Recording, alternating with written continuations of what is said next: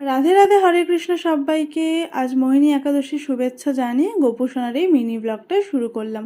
গোপু তো অনেক আগে ঘুম থেকে উঠে পড়েছে, এখন আমি এসেছি ঠাকুর পুজো দেওয়ার জন্য।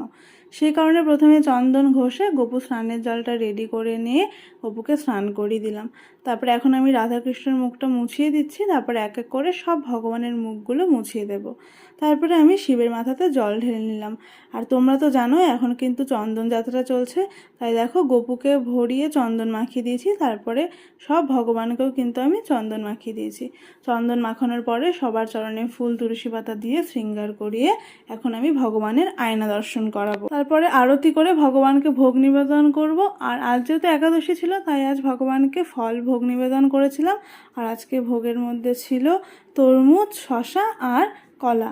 আজকের মিনি ব্লগটা কেমন লাগলো সেটা তোমরা অবশ্যই কমেন্ট করে জানিও। ভালো লাগলে একটা লাইক করে দিও। রাধে রাধে।